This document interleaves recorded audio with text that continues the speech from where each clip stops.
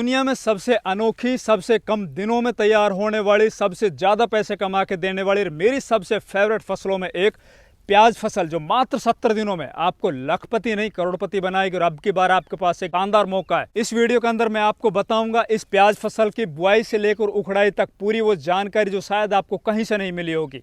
और आज आप लोगों के सामने मैं अपने खुद के स्वयं के पर्सनल नंबर भी रिलीज करूंगा 4 सालों के अंदर सबसे ज्यादा जिसकी डिमांड आप लोगों की थी। तो नमस्कार, मैं इंद्रपाल यादव और आप देख रहे हैं देश का सबसे विश्वसनीय फार्मिंग यूट्यूब चैनल देश की जान हमारे किसान। अगर अभी तक इस चैनल को सब्सक्राइब नहीं किया और आप प्याज की खेती करने जा रहे हो तो भैया आप बहुत बड़ी गलती कर रहे हो। इस चैनल को अभी सब्सक्राइब कर लीजिए। सबसे पहले मैं आप लोगों को बताता हूं, जो नए किसान हैं, जो अब की बार पहले बार प्याज की बुआई करने जा रहे हैं और देश के किसी भी कोने के अंदर अगर वो है, तो मेरे हाथ में जो है अभी आप देख रहे हो ना, तो आप सोच रहे होंगे यार ये प्याज लेके भैया खड़ा है। तो भैया प्याज नहीं है, ये प्याज का बीज है।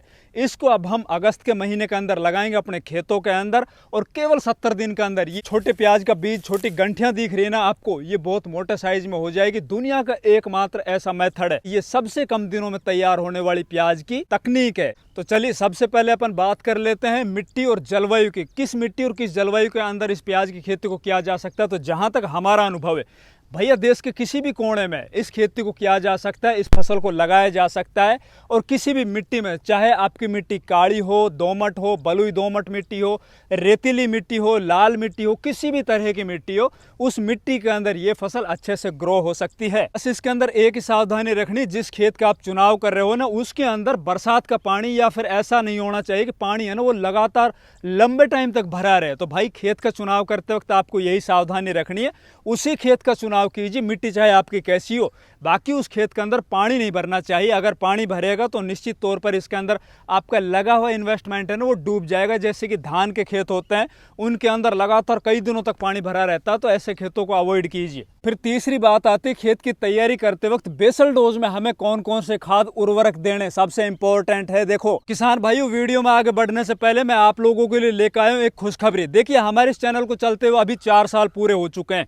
अभी तक हमने वीडियो के माध्यम से किसानों को समय समय के ऊपर खेती के अंदर आने वाली जो भी समस्याएं हैं ना, उनको सीधा बताया कि भैया इस फसल के अंदर इस तरह से बुआई करो, इस तरह से इसके अंदर बीमारियां आएगी, उनको कंट्रोल करो। और हमने ये चीज़ रियलाइज़ किया है। और किसान भाइयों को हमारे पास बहुत ज़बरदस्त कमेंट भी आए इन 4 सालों में। और सबसे ज़्यादा कमेंट क्या आते हैं कि भैया आप अपने फ़ोन नंबर हमें दो, हम सीधा आपसे जुड़ के और उस फसल के बारे में बारीकियां जानना चाहते हैं। अब जैसे कि बात करिए प्याज फसल की, तो हमने इस प्याज फसल का एक कोर्स लॉन्च किया है। अब कोर्स भी पूरी दुनिया का सबसे यूनिक है। इसके अंदर आप लोगों को जो भी जानकारियां दी जाएगी बिल्कुल लाइव, मतलब प्याज की बुआई से लेकर और उसकी उखड़ाई तक पूरा आपको 90 दिन का कोर्स दिया जाएगा।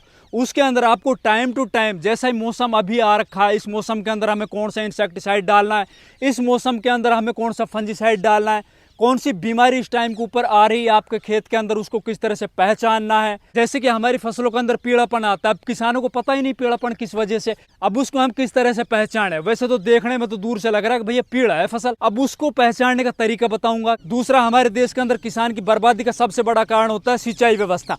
उसको पता ही नहीं होता किस टाइम के ऊपर कितनी सिंचाई करनी है। पौधे की अवस्था के अनुसार सिंचाई घटानी बढ़ानी पड़ेगी, मौसम के अकॉर्डिंग आपको सिंचाई की व्यवस्था करनी पड़ेगी, कम या ज्यादा उसको देना पड़ेगा। आपको फसल को दूर से देख के पता करना पड़ेगा आपकी फसल के अंदर किस पोषक तत्व की कमी, उस पोषक तत्व की पूर्ति करनी पड़ेगी, उस बीमारी को डिटेक्ट करना पड़ेगा, उस बीमारी को कंट्रोल करना पड़ेगा, तभी आप खेती का मास्टर बन सकते हो। इसके लिए हमने एक छोटा सा कोर्स लॉन्च किया है जो आपकी फसल की बुआई से लेकर कटाई तक कंटिन्यू चलेगा। साथ ही हम एक बार एक सप्ताह के अंदर लाइव जुड़ेंगे सीधा आप लोगों से। इसके अंदर हमने कुछ एक छोटा अमाउंट रखा है, बिल्कुल आपका जो एक बीड़ी का बंडल आता है ना, उससे भी कम एक दिन का खर्च आपका आएगा। अब ये अमाउंट हमने क्यों रखा भैया, अगर हम पैसा नहीं रखेंगे, इसको फ्री ऑफ कॉस्ट कर देंगे, तो जिन किसानों को आवश्यकता भी नहीं है ना, वो भी जुड़ जाएंगे। और इतने ज्यादा किसानों को हैंडल करना फिर बस की बात नहीं होगी। तो इसके अंदर हमने यही किया है कि हर एक क्रॉप के लिए, जैसे कि प्याज फसल की जो एक क्रॉप है ना, इसके अंदर ये नंबर है, दूसरी फसल के लिए अलग से नंबर होंगे। तो उसके अंदर उन व्हाट्सएप ग्रुप के अंदर वही किसान आएंगे जो उस फसल को लगाते हैं, बोते हैं, उनको अच्छे से हम सिखा भी पाएंगे और हमारी एक रेस्पॉन्सिबिलिटी बन जाएगी। और दूसरी तरफ जो आपने अपने जेब से कुछ पैसे खर्च किए हैं ना, तो आप भी एक डेडिकेशन के साथ उस चीज़ को सीखोगे। अगर आपको फ्री में वही चीज़ सिखाई जाएगी तो हो सकता है आप उस चीज़ को इग्नोर कर दो, आप टाइम के ऊपर लाइव में ना जुड़ो, आप लापरवाही बरतो। तो भैया इन सब चीज़ों को देखते हुए ना हमने एक छोटा अमाउंट रखा है। तो स्क्रीन के ऊपर जो ये नंबर चल रहे हैं ना, इन नंबरों के ऊपर आप कांटेक्ट करके और सीधा इस कोर्स के बारे में पूरी जानकारी ले सकते हो और साथ ही इस कोर्स को ज्वाइन कर सकते हो। तो हमारे कॉन्टैक्ट नंबर है 7014679664। एक बार फिर दोबारा 7014657964। हमारा ये प्रयास कैसा लगा कमेंट के माध्यम से जरूर बताना। इसके अंदर कोई कमी है तो आप सजेस्ट कर सकते हो, हम उस कमी को भी दूर करेंगे। क्योंकि ये फसल मात्र 70 दिनों में तैयार होती है तो इसके अंदर बेसल डोज के ऊपर अपन को विशेष फोकस करना होगा।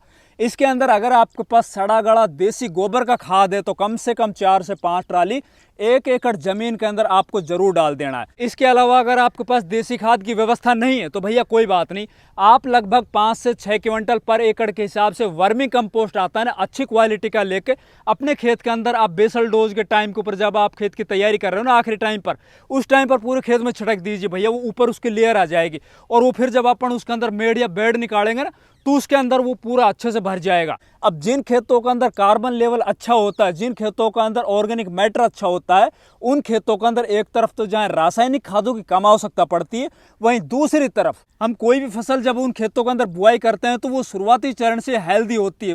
तो इसके अंदर भैया सबसे पहले तो आपको देसी खाद डालना है। दूसरी बात आती है इसके अंदर रासायनिक खादों की।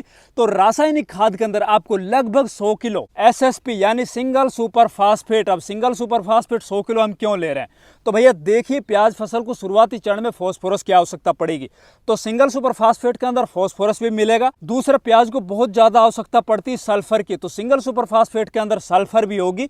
इसके अलावा प्याज को जब मोटी होगी ना उस टाइम को ऊपर आवश्यकता पड़ेगी कैल्शियम नाइट्रेट की, तो इसके अंदर कैल्शियम भी मिल जाएगा। तो 3 पोषक तत्वों की पूर्ति कर देगी आपके सिंगल सुपर फास्फेट, जो हमें लेना पर एकड़ के हिसाब से 100 किलो। फिर बात आती है DAP की, तो लगभग हमें 50 किलो 1 एकड़ जमीन के अंदर DAP लेना, जिससे हमारी फसल को फास्फोरस और नाइट्रोजन की पूर्ति होगी।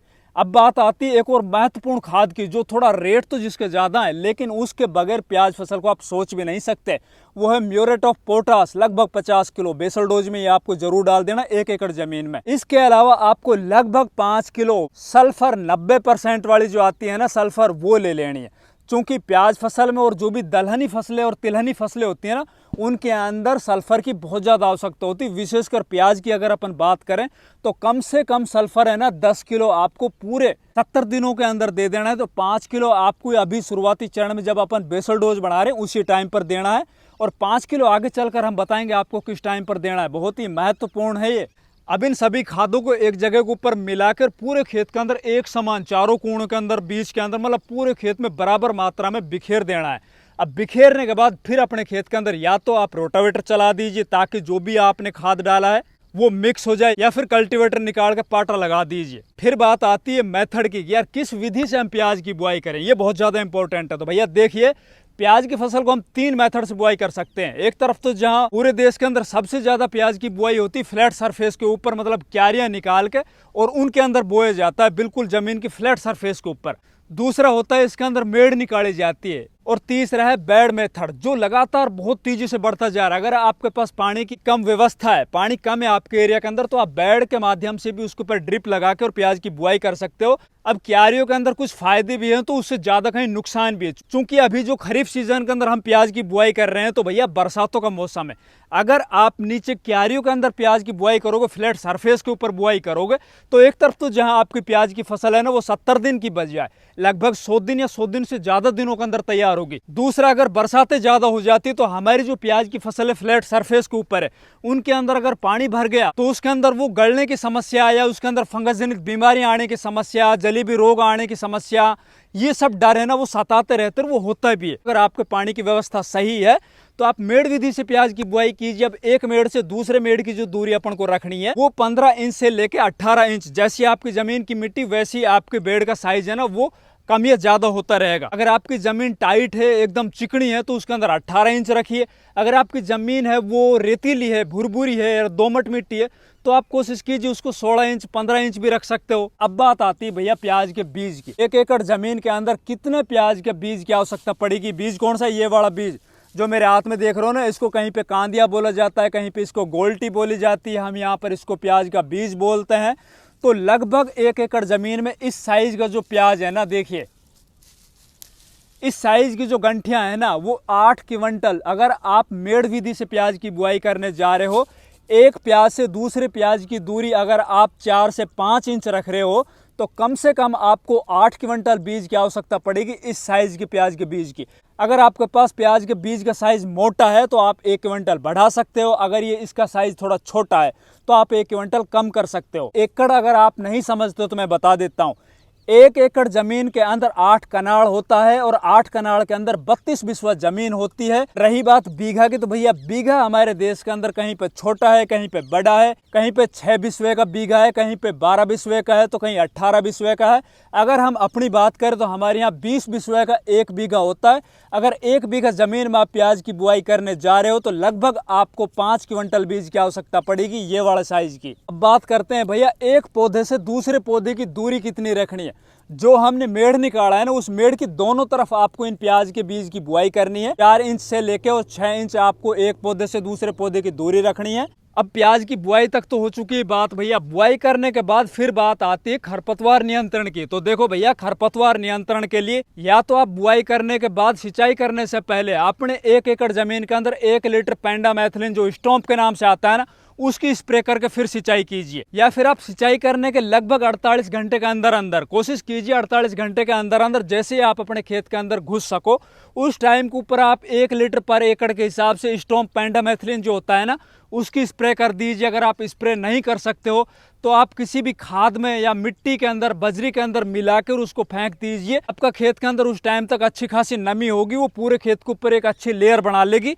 उससे आपके खेतों के अंदर उगने वाले जो खरपतवार है ना, वो लगभग 80 से 90% तक कंट्रोल हो जाएंगे। अगर फिर भी आपके खेतों के अंदर खरपतवार निकल आते हैं तो चौड़ी पत्ती और सकरी पत्ती खरपतवारों का बाद में पोस्ट इमरजेंस हर्बिसाइड भी आते हैं, जैसे कि गोल आता है जिसके अंदर आती है ऑक्सीफ्लोरोफेन 23.5%, वो कंट्रोल करेगी चौड़ी पत्ती खरपतवारों को। दूसरा आता है टर्गा सुपर, हकमा और विप सुपर, वो आपकी जो सकरी पत्ती खरपतवार होते हैं उनको कंट्रोल करेगा। वैसे आप कोशिश कीजिए शुरुआती चरण में आप स्टॉम्प डाल के ना, पेंडामेथिलिन डाल के ही खरपतवारों को रोक लीजिए। प्री इमरजेंस हार्बिसाइड को यूज करके अपने खेत के अंदर खरपतवारों को रोक लीजिए। साथियों, वीडियो में दी हुई जानकारी कैसी लगी कमेंट के माध्यम से जरूर बताना भैया। अगर वीडियो हमारी अच्छी लगे वीडियो को लाइक करो, ज्यादा से ज्यादा दूसरे किसान भाइयों तक शेयर करो। चैनल सब्सक्राइब नहीं किया तो प्लीज चैनल भी सब्सक्राइब करो। धन्यवाद।